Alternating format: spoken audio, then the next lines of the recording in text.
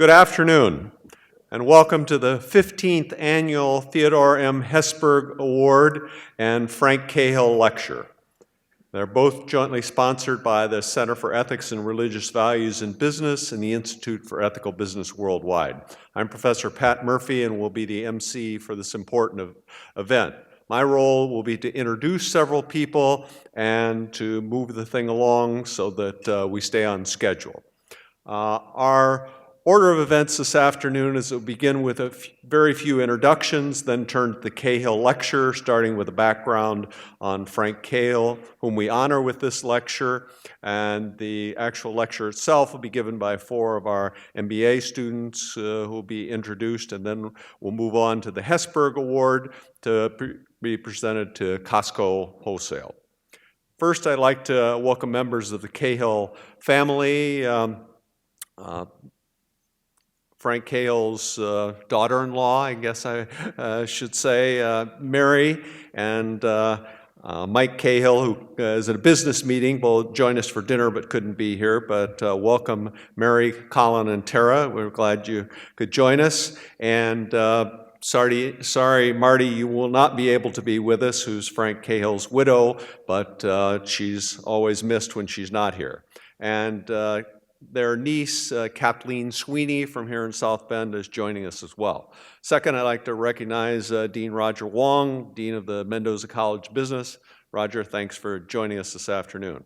And third, I'd like to welcome Jim Sinegal, who's the here from CostCo to receive the Hesburgh Award, and he's also, some of you probably do not know, a member of our Mendoza College Advisory Council and former CEO of CostCo. So maybe if I could give a little background about the Cahill Lecture, and then we'll introduce the students who will be doing the lecture. The Frank Cahill Lecture on Business Ethics was established after Frank's untimely death from cancer at the age of 59. Frank grew up in Syracuse, New York, like Father Hesburgh, and always dreamed of attending Notre Dame. His graduation was the beginning of an abiding connection between the Cahill family and the university. This connection now includes his son Mike, who's a business school graduate, and his grandson Sean. After earning his BS in commerce, Frank enjoyed a very successful career as an executive in the trucking industry and retired from Roadway Express. Integrity, character, and ethics were cornerstones of Frank's life and career throughout his nearly 40 years in business. He experienced firsthand challenges that a commitment to ethical business practice can arise in the pursuit of both personal and professional success. Frank recognized a real need to introduce young professionals to some of the ethical considerations that they'll face in the business world, and we're doing that today with our panel. The Frank Cahill Lecture in Business Ethics focuses on core principles of integrity and ethical behavior in the business environment and provides the Notre Dame community with a lasting memory of Frank's exemplary qualities. And before we move on, I just wanted to recognize the Cahill family and especially Marty for their generous donation to purchase this book, Marketing in the Common Good, which features articles by our members of the marketing department. And inside there's a sticker that denotes the Cahill family endowment and a quote from Frank Cahill that I think is a good way to kick things off. Without warning, your ethics are tested. So for all of us, I think that's something to keep in mind. So now I'd like the panelists to join us, please, in the front, and once they're seated, I will introduce them, and then each of them will have a few remarks. And the 4 MBA students who are joining us today will give advice to our current students about some ethical issues that you may face early in your career. Our first panelist is Stacy Meter, a second-year MBA student.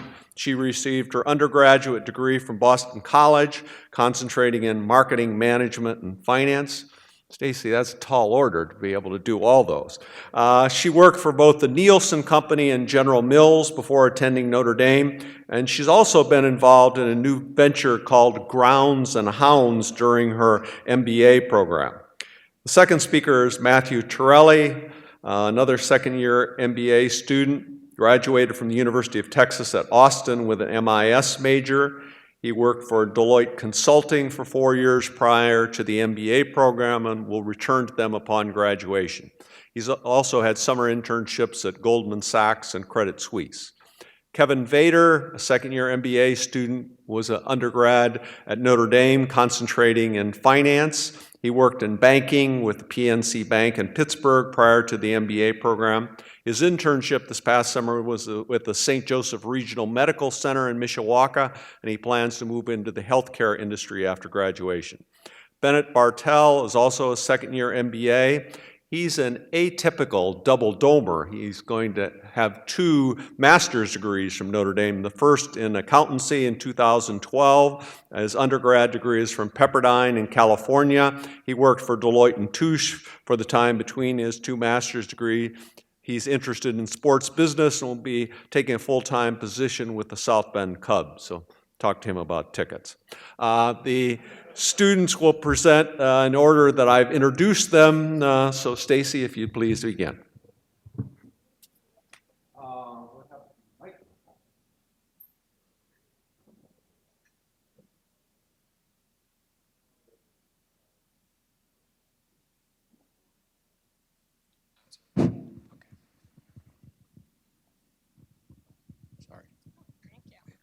All right, hi everybody. Thank you, Professor Murphy.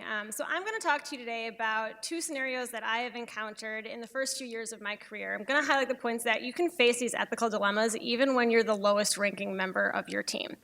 So in my first story, this is a common scenario that I think that almost each and every one of you will face at some point in your career. So during my first job, one of my key roles that I was working on was forecasting sales of new product launches. Throughout this process, what we would do is we would work with a model, prepare forecasts, align with our managers several alignment meetings to make sure we had the numbers that we really wanted, move that up the chain, align with our directors, and then deliver that to the client as an end result. All of this was typically delivered on a Friday. So I had a big forecast going to my client on a Friday. It was Thursday evening. We just finished up our alignment meeting with our director. We are good to go. We have our forecast final sales. We know what we're going to say to our client. The last thing to do is to prepare my PowerPoint presentation. I have to put together all the results so we can deliver it. It's Thursday evening, I'm pulling together all of these numbers, and as I put together everything, I realized I made a mistake. One of the numbers in my model was incorrect. The question is, what do you do? It's Thursday night, this goes to the client tomorrow at some point during the day. I had 2 options for what I saw. Okay, I can just let it go, and no one will ever know. It's my model, no one looks at my model. Or 2, I can fix it and see what happens. So I did end up deciding to update my model, see what the result would be, and see what actions I should take from there. I changed the input in my model, and what I realized was that there was a change to my forecast to the client. So all the meetings that we've already gone through for the past week were pretty much null and void. Fortunately, what I saw was that it didn't seem to have a major impact. So let's say our client had to make a decision whether or not do we launch this product, do we not launch this product. Our end recommendation was the same, so that was good news to me. However, the numbers did change. So let's say we were forecasting, I don't know, making it up 1.2 million units of sales in year 1. Well, my new model said 1.1 million of sales. From my end, that didn't seem like that big of a deal, so I kind of had to face another ethical question. Do I just change it in my model? My manager probably won't notice it in my report saying it's 1.1 million versus 1.2. It seemed pretty small. Or do I call it out to him and let him know that the number changed? So what I ended up deciding to do was update my model, prepare all of my forecasting documents that I'd worked on for the entire week that night, send an email to my manager letting him know, hey, the forecast changed. I found an error in my model. Basically saying I made a mistake. And send it to him with all new documents with the final presentation prepared for him in case that's the number we wanted to go with, and let him know I needed to talk to him first thing in the morning just to make sure that we'd be aligned. So he stopped by my desk first thing in the morning, and first thing out of his mouth was saying thank you for the honesty and letting him know that he trusted my results for that. We walked through the model. He was perfectly sound with what the numbers I had. We sent it off to our director. We had our report delivered out by noon that day because everyone was aligned with what was happening.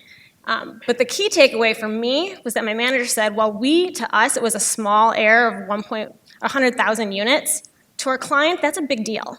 They build all their forecasting and demand planning off of those numbers that we're giving them.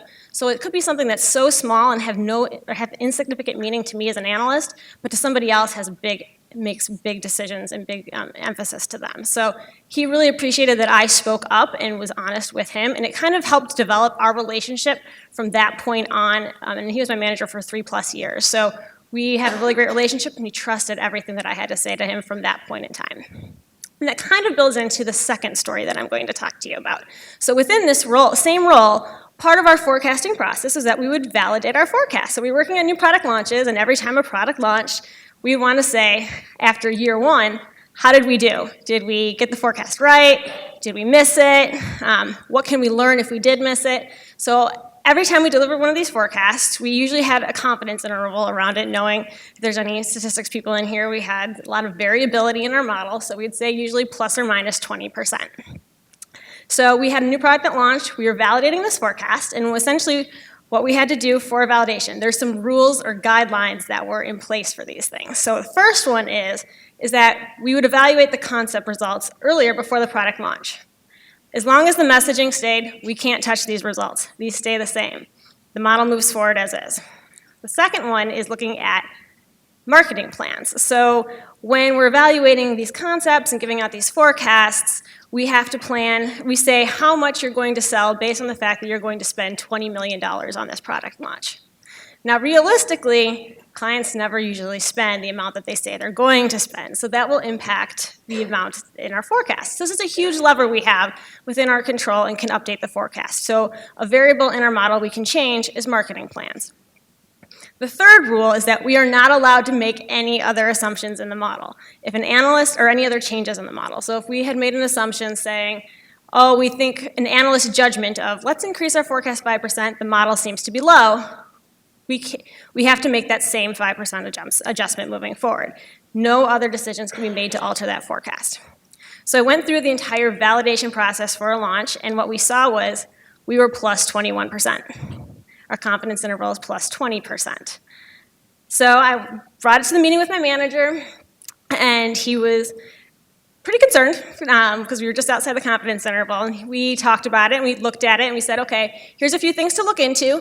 Let's see if we can figure out how we can get this to plus 20%. Let's do different levers to look at. So I spent all this time kind of going through each lever. There was nothing that we could change, at least within the guidelines of how we run validations and how we communicate typically with our clients. So I brought it back to him and said, it's plus 21%. That's kind of the end result.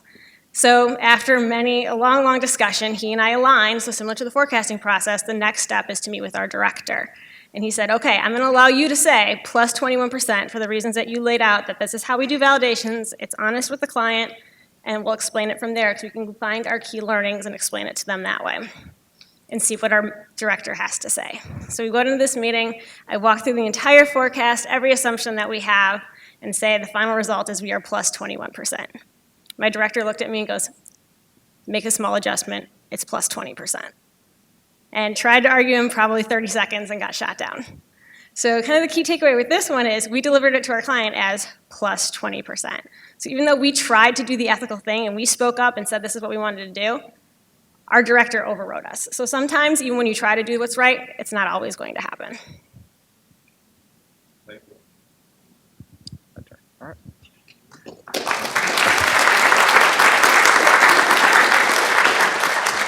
I hope I get some claps afterwards. Hi, my name is Matthew Torelli. As Professor Murphy said, worked for Deloitte Consulting before coming back to school. That was a nice introduction, thank you. It makes me seem like I've actually accomplished something in life, but fooling people.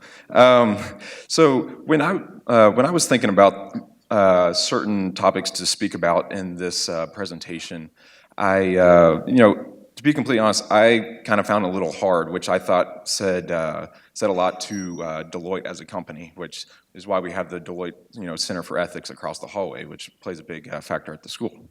But then I thought about, I didn't really ever experience any large issues, but I had several smaller ones. And I thought about, okay, well, the smaller ones are just as important because it takes a lot of smaller ones that you may not make the right decisions on, and then it becomes a slippery slope into bigger problems in the future. So the first kind of idea that I thought of was the first project I was ever on. I somehow lucked into it. Was down in Miami, so I couldn't really complain about that. And but on this project, I had a manager who, I guess you could say, enjoyed the consulting lifestyle a little too much. And he kind of he took me along because I think he saw me as a naive person. So here I am, right out of undergrad on this project in Miami. I'm thinking I've got the best job in the entire world, and he wants to go out to all these fancy places for dinner and everything. And I'm thinking, okay, well this is pretty cool. Maybe this is how life is as a consultant. Well, come to find out, further down the line, he was basically using me as an excuse, saying it was a counseling dinner, or he wanted to build a better bond with me. And unfortunately, I didn't see that at the time, but I eventually saw it. And we're going to these expensive places for several months, and you keep up the expense accounts on all these projects, and well, it eventually all comes back and get you. And so the partner came and had a stern talking to him as a kind of, you should know better, don't take advantage of the young guy. But then he also came to me and he said, nice meals are okay every now and then, big celebration, end a phase of a project, it's your birthday or someone else's birthday on the team, that's okay. But doing it, every night of every week, that's not a good idea, just as a future career move. And so the kind of the takeaways that I had from that was, when you start out, you're going to be young, but there's always going to be people there, watching out for you. So let's see, I made little notes to make sure I didn't forget anything. Someone's always watching, both to make sure that you don't mess up, but also to catch you if you're doing wrong things. There's always going to be checks and balances, so don't think you can get away with anything. And also, think about the entire implications of your actions.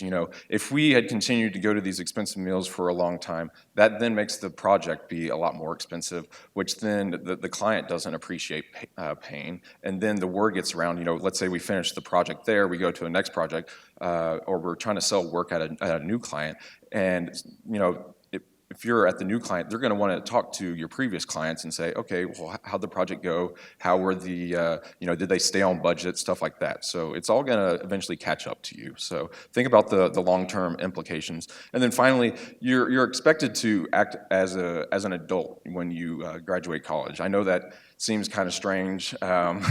You don't want to be, but when you start working, no one told me what flight I needed to take. No one told me anything like that. You're expected to make the right decisions. So just think about what your professors taught you here. You'll be fine. just stay calm. And then so the next one I thought about. This was, I'm sure you guys will have maybe some experience with this one. Being a junior person at a consulting firm, accounting firm, or a bank, and actually any company, you interact a lot with recruiting, and so I helped a lot with recruiting at University of Texas, SMU there in Dallas, because I was out of the Dallas office, so schools in the region, and so. When you go and do these events, such as a case study workshop or something like that, you're kind of evaluating the students who are there. You want to think about who you would want to give interview spots to, who you got along with, and everything. Who you would think would fit in well at the office. Well, after doing that for 3 years or so, there were some younger people at Deloitte that were helping me out with the events. Well. Come to find out at some of the events, I could notice that this one guy was kind of using it as like a dating scene. He every time I looked over there, he was always surrounded by women. I was like, what is going on over there? So I had to tell him, you need to speak with everyone. You need to. This is not for your benefit. This is for the benefit of the company. So I said that. He said, okay, oh, yeah, I understand. But he continued to do that at another event. So we just had to, unfortunately, remove him from the recruiting process. So just think about that whenever you're going to through recruiting events, if someone's like, oh, well, if they're trying to act, really cool and say, oh, if you talk to me, I can guarantee you a job, that's not going to happen. No one has that power. So kind of think about think about what their intentions may be. And then, so, that kind of taught me, don't let kind of the power position corrupt you. So, he had never been in that position where he had influence over people, and he was unfortunately using that to his benefit. And then, keep it professional at business events, which I'm sure y'all won't have a problem with. But those are my two, so thank you. Thank you.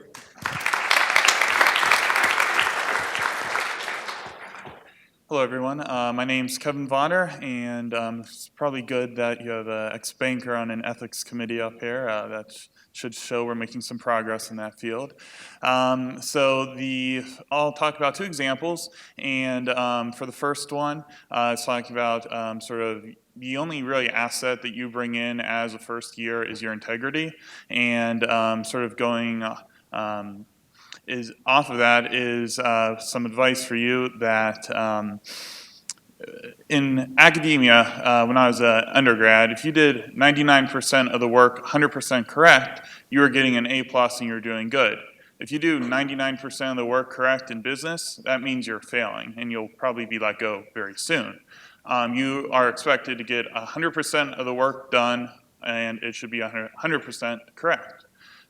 So there was one day that the tsunami hit in Japan that we all remember, and our bank was scrambling to determine the exposures that we had and sort of the credit risk that we had. And we had a very big meeting, and the analysts had to discuss all their different exposures and who they were from. One of the analysts, a co-worker of mine, made up a figure. He had basically 50 companies he had to look at, and he was able to figure out 48 of them, and he didn't have time to get to the other two, made up a number. It was his first couple of months on the job, so it was a very bad guess. He's claimed that he looked it up and it was right.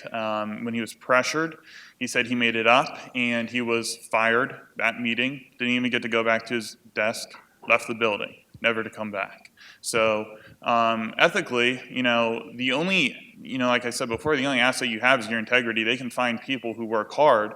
They want to find people who can work hard and also will be honest. Because when you're a manager, you need to know that the facts and data that you get are correct. Second is about sort of industry practice and sort of semantics, which is probably what you might think more in finance. We were looking to get a new deal, new transaction in a new industry that we had never gotten into before. And we had finally, after 5 years, were able to curry favor with the company, and they were going to close the deal with us. And the directive was, this deal will go through no matter what anyone says. Now, that's very risky when you've never gotten into a deal before, and you're supposed to say it goes through regardless of what your credit says. And what happened was there was a type of receivable that usually is considered ineligible that we don't allow. And it's deposits, which means that people deposit cash, they count it as receivable, but really that cash will go back in bankruptcy. This is different because it was electrical, and there's like 5 pages of actual government regulations on deposits. So we had to decide whether or not to call it deposits and then try to argue to our credit why it should be allowed, or whether we should just call it something totally different that they had never heard of, which would make it much easier. Being the junior person on the staff and not understanding the electrical industry, I argued that we should take the latter route, which then they told me I would come in over the weekend and figure it out. So that's unfortunately what I had to do, give up a weekend of my life. But you feel that you put your name on something, and when you put your name on something, if something goes bad, it will come back to you. And if something goes bad and you're asked questions and your answer is, well, that's the common practice, you could find your way, on the way out again because you didn't do the work that was necessary to protect the firm, to protect everyone. So those are my 2 examples, and I'll pass it off.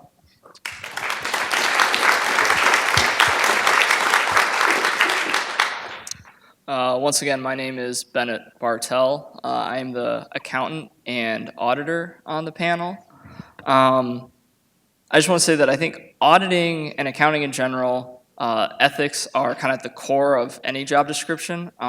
You're kind of a scorekeeper, and in that role, you have to stay completely and utterly unbiased. I mean, think about like any sort of basketball or football game. The score panel, the referees, don't want to affect the outcome of the game. They're thought to be kind of above the game, if you will. Now, obviously, I'm not going to talk about, we've all heard WorldCom, we've all heard Arthur Anderson, and kind of like C.S.C said, going out in your second year on the job, you're not going to be faced with any sort of those huge decisions. But especially as an auditor, you might be the first line of defense on smaller issues that, if not corrected, could turn into something bigger. The first thing I want to talk about is we kind of run confidence intervals the same way. And a lot of times you might do your audit work and all of a sudden it comes back and your projected misstatement is slightly above the allowed misstatement level to issue your audit report. Now there's a couple ways that people think to get around that. Number one is you could potentially fudge the numbers in terms of looking at an invoice and saying like, oh, this one invoice that I checked is never going to get reviewed and detailed. I'll just change it by $50 and all of a sudden I'm under materiality. The main problem with that is your integrity is key. If any one of the reviewers were to ever catch you to do something like that, you would be out the door on the spot. It's just not defensible. Literally the only thing that we deliver to a client is a piece of paper that says we did audit work, and if we can't even sign our name to something and defend that, our word means nothing, and the firm essentially comes crashing down, similar to Anderson, depending on how far up it goes. The second thing that I want to talk about, and this is more common, especially as a first-year auditor, is your interactions with the client.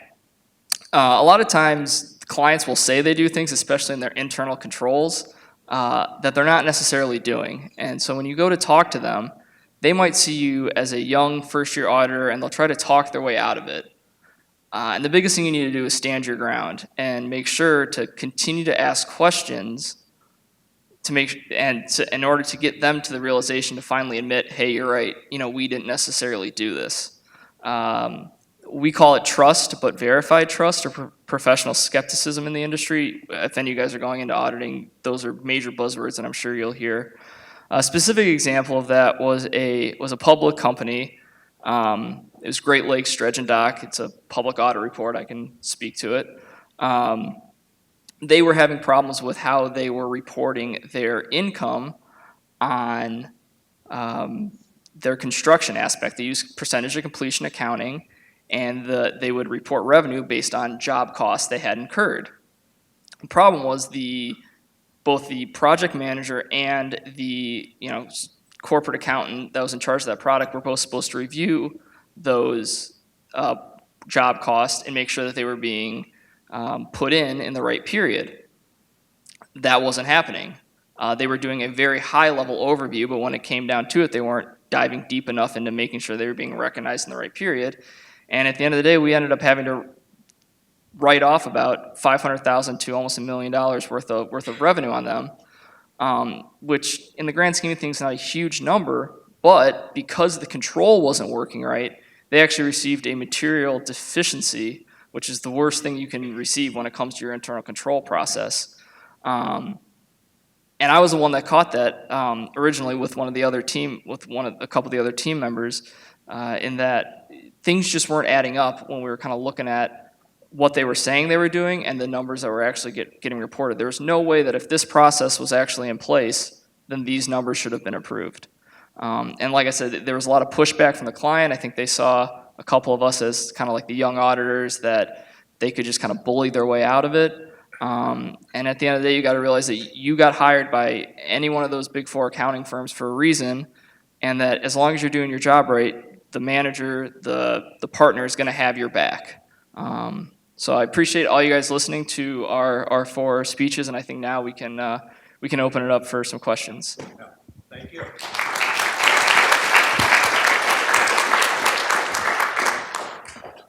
So let's do that. Let's open it up for a few questions. Who'll be first?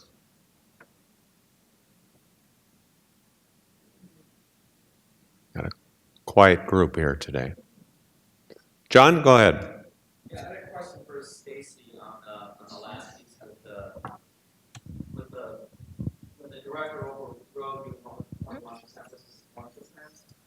Can you tell me how that affected your relationship with that director and also the other person that you were coordinating the numbers with that you agreed to 20% with over the 6 months like after that? I think it was probably not really much implications moving forward. I think one of the big things with how the validation works is kind of like from the client end, what the relationship would be. So I think that at the end of the day, it comes back to our reputation as a service supplier with the client more so than with the manager. So for us, plus 21% versus plus 20% to the client meant nothing. We still had to explain 20%. But what I think the bigger impact comes back to is now looking at my career, I could be the client, and that I could see those numbers and would have that same service provider providing the same type of reports and analysis to me. So as the client, I now will look at their results with a little bit of skepticism. Still one of the top data analytics companies in the world and love them to death, and I think they do an awesome job. But I still look at a few things with different skepticism because I know those practices do occur. Thank you. Other questions?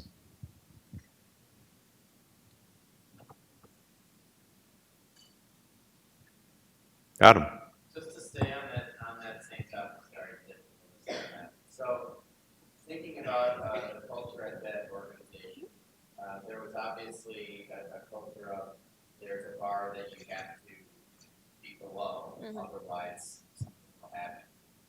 Do you feel that your director then, there's something with the culture that would prevent someone from being honest and just saying, well, I know that I have to adhere to this, my hands going to get slapped the bar.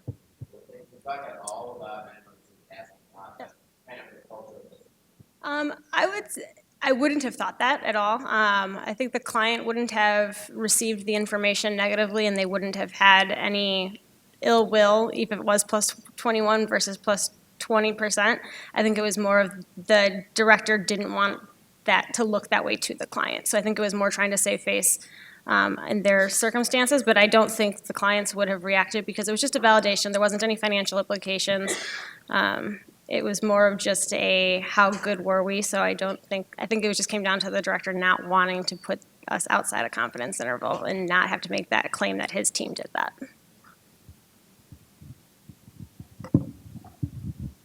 One more question? Yes.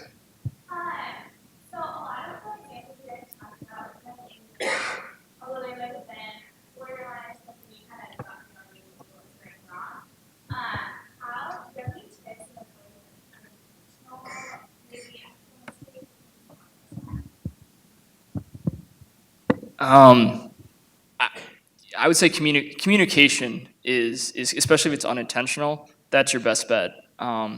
Just own up to it right away.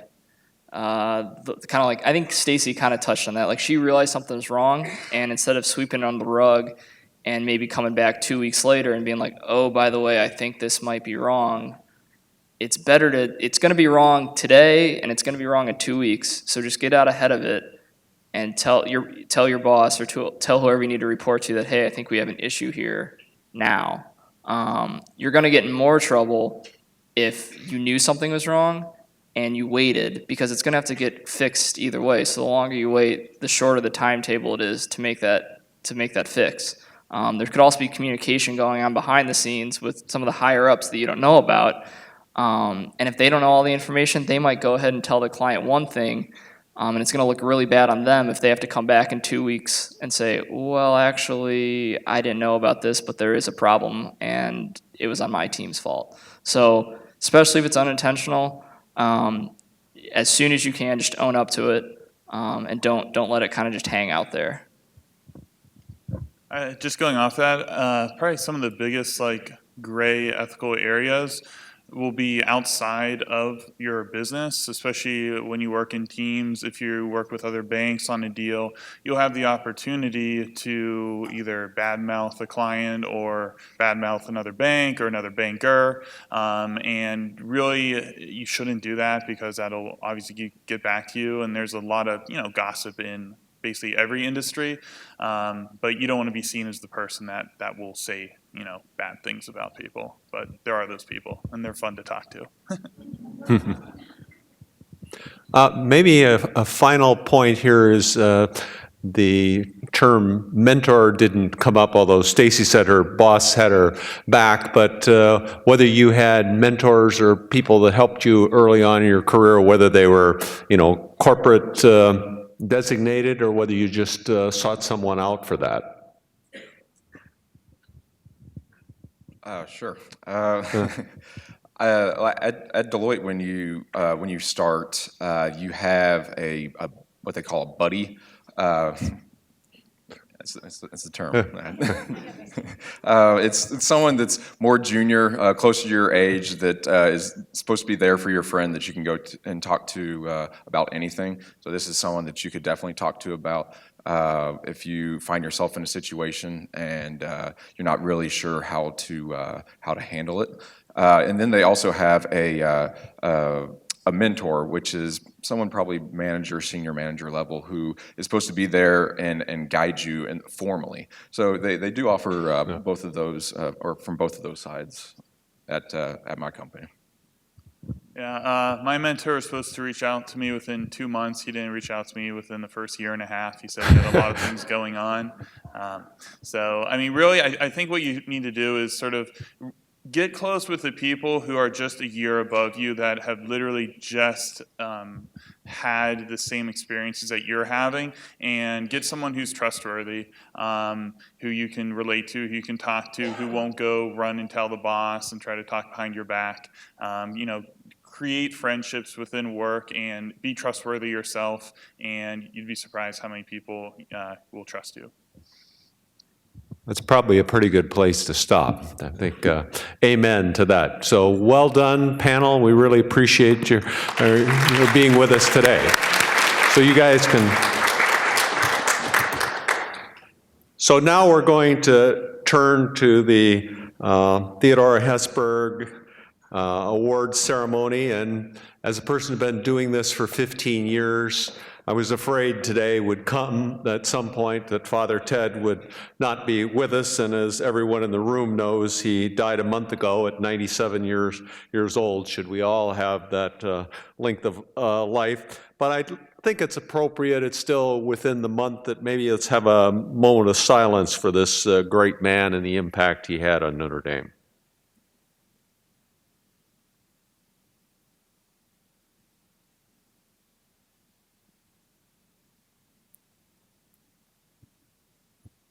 Thank you. So what do you say about a man who did so much? And I sorted through a number of things, and those of you that are from the Notre Dame South Bend area know we had a several-day celebration of his life, and some of you students may have walked to the cemetery and been involved in other activities. I know I was at the tribute on Wednesday evening, but I thought maybe we'd get a outside of South Bend source, so I just looked online and found an obituary that was 5 pages long, and I'm giving you 2 or 3 paragraphs that I think are the most significant, coming from the Pittsburgh Post-Gazette. And the first paragraph said, the Reverend Theodore M. Hesburgh, the former University of Notre Dame president, whose vision and drive transformed the Midwestern school into an academic powerhouse, altered Catholic higher education in America, held sway with presidents and popes, and wasn't afraid to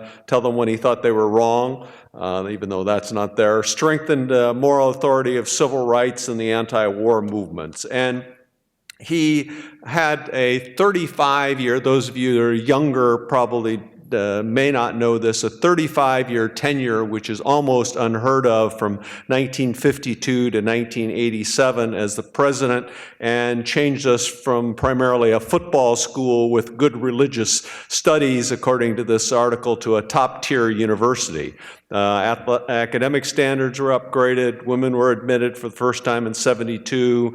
Enrollment doubled, or it was at least substantially higher, and a building spree that we know is still going on right outside the door continues unabated, and the school's endowment skyrocketed. He served on 16 presidential commissions for both Democratic and Republican administrations. Probably the most significant one was the charter member of the Commission on Civil Rights. And just to read you one quote by a well-known Pittsburgh alum, his name is Rocky Bleier. Some of you probably know he played football both here and for the Steelers. But I thought his quote really captured Father Ted. He said, "I don't know too many university leaders who had the impact of Father Hesburgh had, not only within the university system and at Notre Dame, but within the social movement of this country, of being there in the civil rights marches with Martin Luther King and others from the beginning, standing up for his beliefs as a reflection of Catholic faith's view on individual rights and human rights." He was one of the originals on human rights, and he was a giant of a figure, and those of us who had the good fortune to know him, spend time with him, he'll be dearly missed, but we all stand in his shadow that he basically did great things for the university.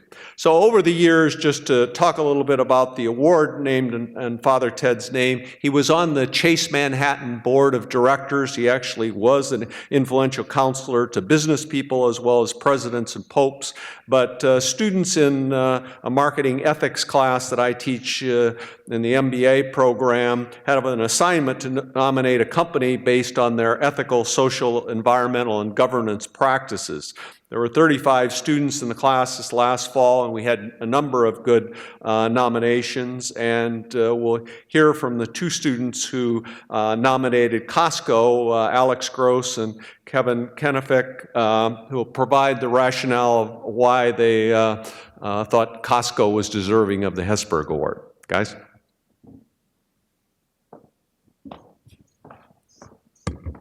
Thank you, Professor Murphy. Good afternoon. I'm Alex Gross. It's my esteemed classmate and good friend, Kevin Kennefick. In the fall, we were charged with the task of finding a company worthy of receiving the Hesburgh Award for business ethics. And our initial brainstorming sessions really focused on some of these new, smaller social innovations where a social cause and reputable practices were actually built into their business model. After a while, we looked at each other and kind of said, you know what? It's pretty easy for those firms to maintain their ethical vigor. Their business model depends on it. Let's try and find a company that has experienced growth successfully and continued to make sacrifices along the way to be an exemplar of an ethical business. We're not discounting the value or intentions of those small social firms, but we believe that CostCo Wholesale can be a role model for all modern businesses. Typically, a firm's attitude and approach to ethics and morality starts from the top and trickles down. CostCo is without a doubt a case study in this. Original CEO and co-founder Jim Sinegal, who we're fortunate to have here to accept the award, visited his stores across the country with astounding frequency, even as the firm continued to grow and expand. He was born in a working-class family, and he certainly has shown compassion over the years by going on the ground, spending time with CostCo customers and workers to be sure that he has an understanding of what they're going through and be sure that they know he's willing to make personal sacrifice for their benefit. CostCo leadership formally communicates the importance of ethics via written code. The written code is certainly not just lip service. It's available for all to read and always encouraged to be top of mind for workers from the bottom levels to the top. The code delves into environmental stewardship and community engagement. It goes far beyond maintaining legal compliance, and it certainly does not just focus on maximizing shareholder value, which is something often difficult for publicly traded firms to adhere to. Mr. Sinegal set an example of how to walk the walk when it comes to practicing ethical and responsible business. The efforts to be great stewards of the environment stuck out to us when looking at the CostCo website and trying to engage with CostCo workers in local stores. They've installed solar panels on store roofs, used LED lighting, low-flow sinks, and secondary loop refrigeration. CostCo has set a sustainable packaging goal, now aiming to choose and develop the packaging that reduces the total amount of materials needed and also makes them easily recyclable and reusable.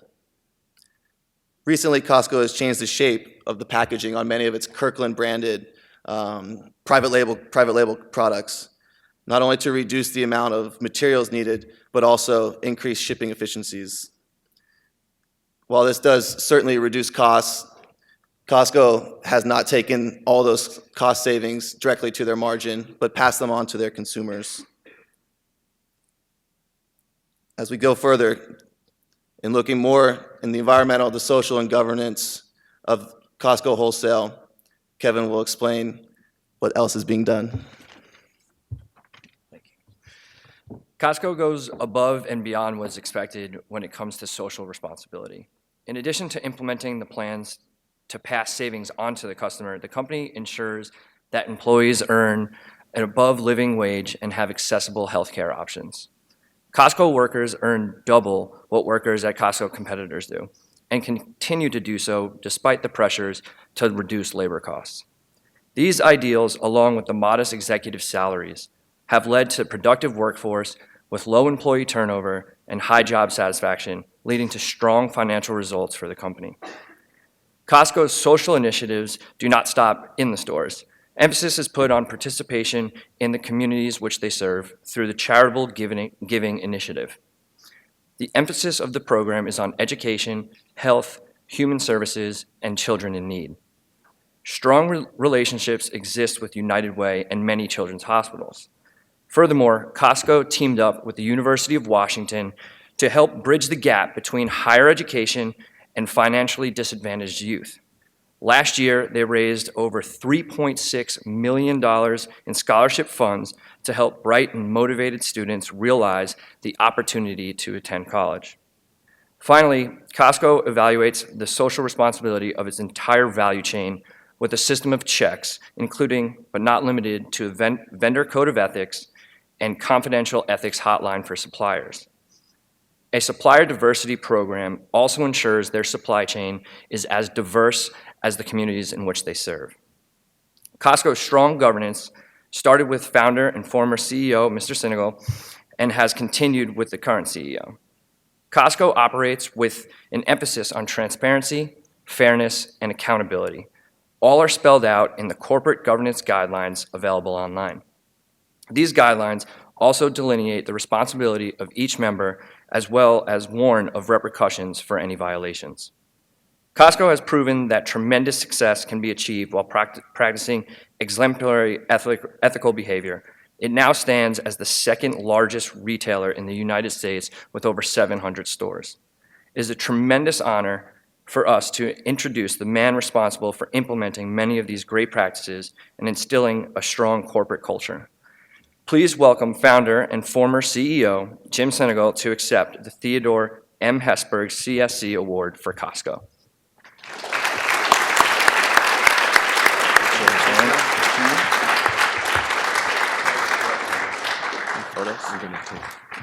We're going to take a couple photos here that we have the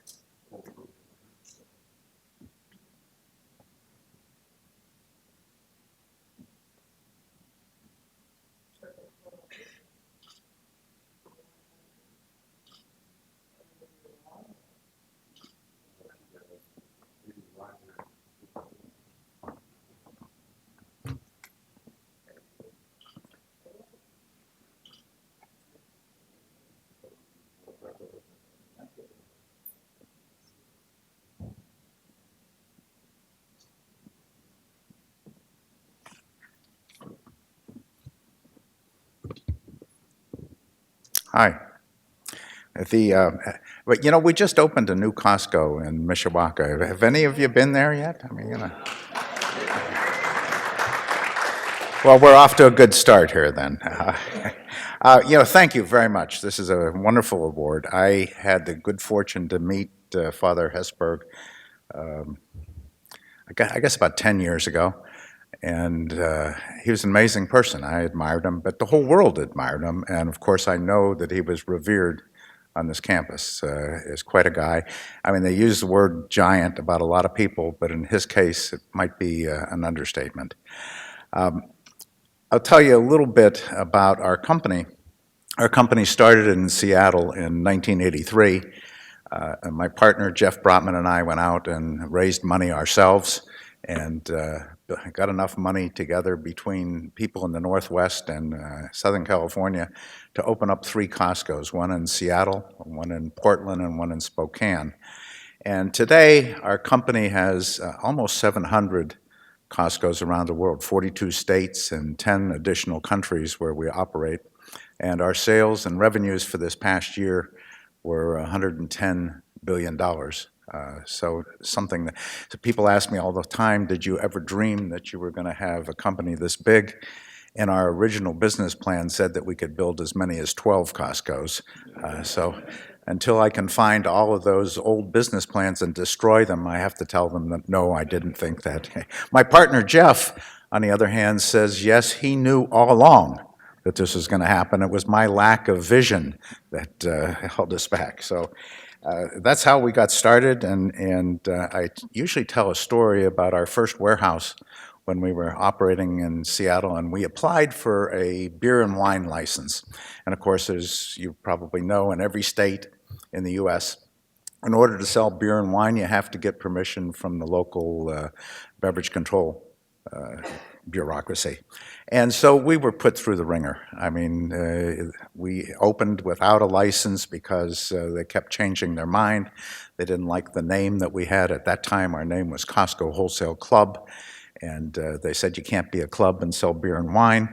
So we dropped the word club, and then they came back and said, well, you also can't be a wholesaler and sell beer and wine. And I said something that I shouldn't have said. It was a 2-word, it was not happy birthday, I'll tell you. And we tried to get things back on track. And then they came in and ran an audit against our business, and they checked everything. You know, what were we buying Michelin tires for, and what were we selling mayonnaise for, things that had nothing to do with beer and wine. But it really was almost like an epiphany for us, because even though we had established our business with very high wages and had part of our DNA was the standards that we've established, it really made us focus much more on how people were going to perceive our business. And we looked at it and said, you know, everybody's got every reason in the world to be skeptical about these guys. You walk into the place and they got forklifts running around all over the place. Everything's on pallets that's stacked up to the ceiling. There's probably a lot of questions that they would ask, you know, and so we set out to overcome every objection that somebody would have with shopping with us. You know, the first thing is, my goodness, they're asking us to actually pay a price and a fee to come in and shop with them here. So we went through, as I say, systematically and looked at our business and focused on it completely and said, we're going to come back and we're going to have the best refund policy and warranty policy of any retailer in America. And in addition, if anybody's ever unhappy with us for any reason, they'll get their membership fee back, irrespective of how long they had been a member. And we said we're not going to engage in any false advertising, and you know that was pretty easy for us. And we were never, ever, as a matter of policy, carry anything that was a second or an irregular in our business. And just as importantly said, no one will be able to say that we made money off the backs of our employees because we're going to pay the highest wages and have the best benefit plan that's available. And so we set all of that into place. And I guess if I could go back and find that auditor who came in and asked about the mayonnaise, I would probably thank them very much because they did us a big favor. They made us early on in our business take a look at what it was that we were going to stand for. And we also understood all along that you can have the loftiest goals in the world, but if you're not profitable, things are going to fall apart on you, and you're going to be something in the record books and not be existing for very long. But that was the history of our company. We have always felt that our people are the best ambassadors, and I'm talking about Costco people. If any of you know anyone that works at Costco, I will guarantee you, well, I can't guarantee anything, but I would bet you that they're going to say good things about the company. Our turnover in our business is less than 10%, and if somebody's been with us a year, that turnover goes down to 6%. We not only pay the highest wages, but we've always felt that if you hire good people and provide good jobs and good wages and good career opportunities, that good things will happen in your business. We promote almost 100% from within our company. That's something that the pundits will tell you should not be done, that you'll become too internally focused in doing that. But that is our policy, and that is what we do, and so far it's held us in good stead. And Craig Jelnick, who's the new CEO, believes in all of these things that we've established. It's part of our culture. Part of the culture of our company is to continually do the right thing and to empower our people at the warehouse level, which is out in the field, to do the right thing on a continual basis and to exceed expectations of our customers. We think that we can continue to grow our business in the manner that I've mentioned to you. We think we have a lot of opportunities to grow. We feel very good about where our business stands at the moment.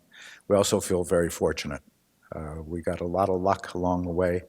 There are a lot of smart people out there, a lot of hardworking people who don't get the right break at the right time, and we got it. And it worked well for us. It could have gone the other way, and so we can never forget that ourselves. So thank you very much for this award. We're very appreciative, and I sincerely mean it when I say that Father Ted was one of my heroes. Thank you.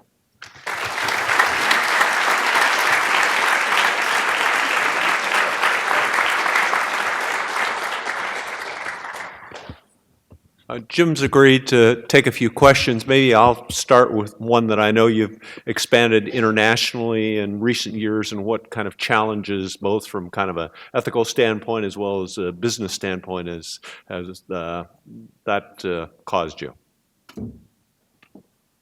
Well, we have expanded internationally. We do business in Japan, in Taiwan, in South Korea, Australia, England, Scotland, and Wales, Canada, Mexico. We set the same standards in all of those countries. As a matter of fact, in Mexico, as an example, our wage package is 35 to 40% higher than any other retailer in the country. And this is a place where we easily could have gotten by without paying a higher wage, and we determined that we were not going to get the reputation of an American business that came down there and tried to exploit the country. We tried to do the same things relative to everything that we operate, relative on quality, on the quality of the products, on the guarantee that we provide to our customers, and the obeying the law aspect of every single country that we do business in. And it's a challenge. You're not an overnight success in any of these countries, but today our most profitable country from a percentage standpoint is South Korea. Our second most profitable country is Mexico. So we can be successful, but there's a little stomach lining that you lose in the course of doing business there, because as one of our old partners used to say to us, every country is a valley of tears, and it takes a long time. You have to be committed to be there for the long haul. One of the interesting things about our business is in those countries, in Japan and in South Korea and Taiwan and Australia and Mexico, over a third of the products that we sell in those businesses is U.S. product. So we actually send more products to those countries than we directly import from those countries, which is interesting, but not something that we thought would have happened in the first instance. Now, let me not just confuse you, because as most of you know, all electronics products come from Asia, but we don't directly import those products, and so that's the difference there, what we do send in.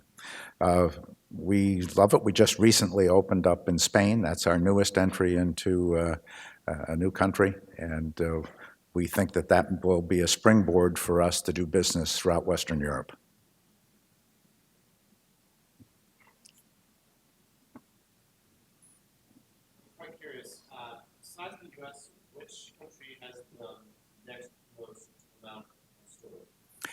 Canada.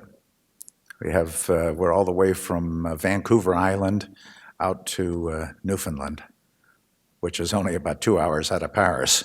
So it's a long ways out to Newfoundland. So, yeah, but we're right across. And as you know, most of the population in Canada is centered within a couple hundred miles of the U.S. border. So and we pretty much cover that in all the major communities across there. I think we have, at the moment, I think it's 90 units that we have in Canada.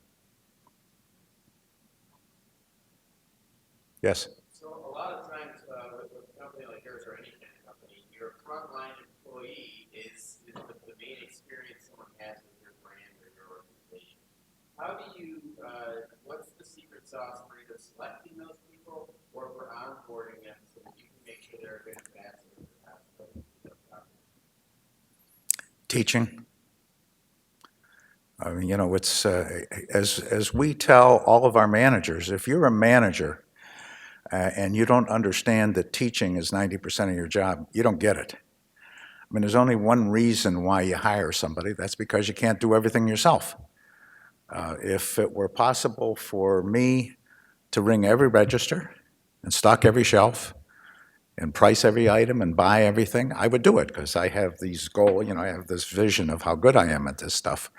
But you can't do it, so you hire people. And if you do a really good job of hiring, and if you do a really good job of teaching, pretty soon they do the job better than you would have done it. And that's the secret. It's all about teaching. It's all about people. If I told you that 70 cents of every dollar that we spend as a company on our business, to run our business, 70 cents of every expense that we have in the company is spent on people, you'd probably be surprised, but that's the ratio. That's the most important, and it's the one you better pay the most attention to. Do you have formal training programs? We do. We have formal training plans that go on a continual basis, but teaching is more than just formal plans. You know, if the warehouse manager is walking through the building and he sees a piece of paper on the floor and bends over to pick it up, pretty soon everyone starts to get the idea that we're trying to keep these places clean. And if a customer asks the question about where do you keep the toilet paper, if he says over in the back someplace, as opposed to, I'm walking back that way, why don't I show you where it's at? I mean, it's an attitudinal type of thing that is done on a continual basis that employees are very smart. They pick up on the phony crap right off the bat. If you don't mean it and if you don't really care about it, they catch on and expose you for it. Yes? So a lot of companies nowadays hire part-time employees, but their hours are just below the threshold that they can qualify for benefits. Where do you see that playing? Well, we have put in prohibitions on that and established rules. We do allow every warehouse, and I think it's about 5 employees that they can have on call, that they can work less than 24 hours a week. An awful lot of our employees, part-timers, are students.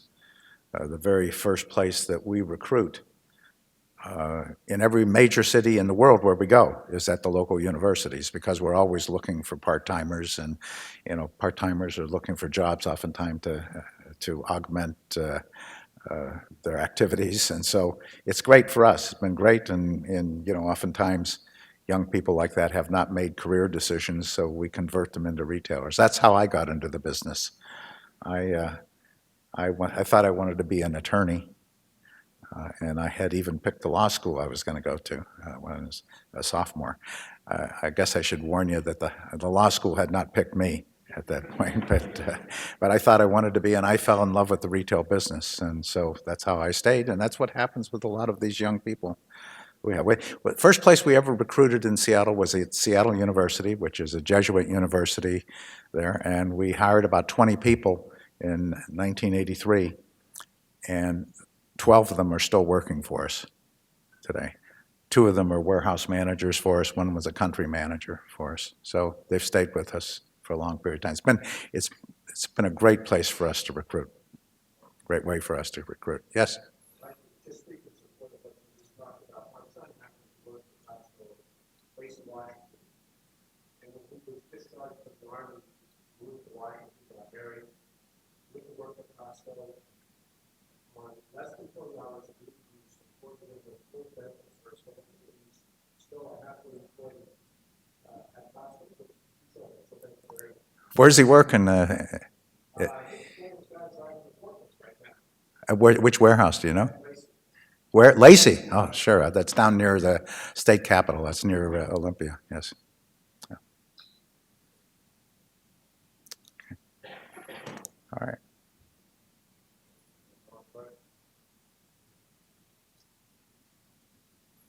So maybe a bit of advice, Jim, to our students here that are looking for jobs, and you've had a lot of success, and your company has been honored with the Hesburgh Award, but it kind of leave the students with a parting thought.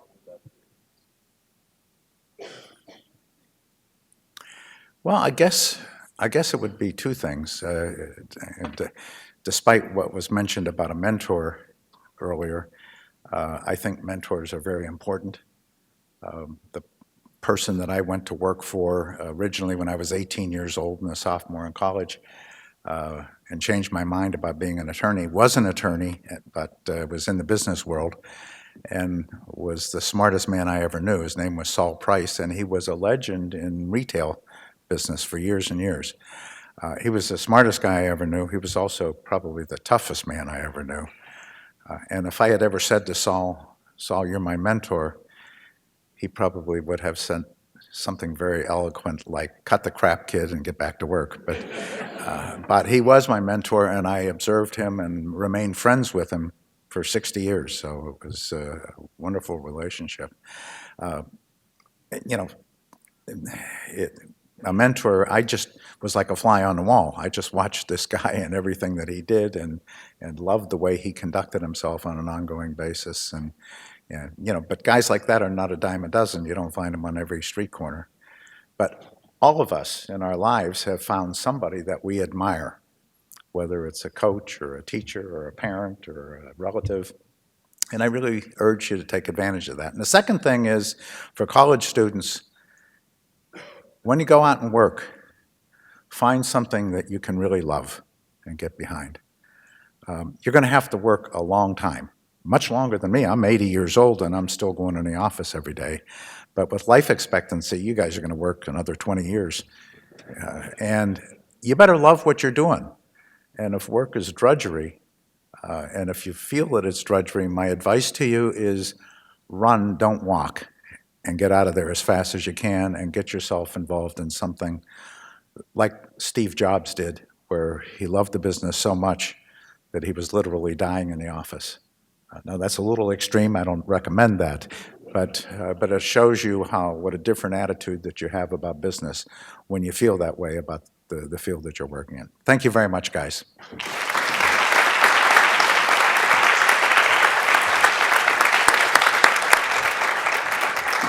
Thank you so much, Jim.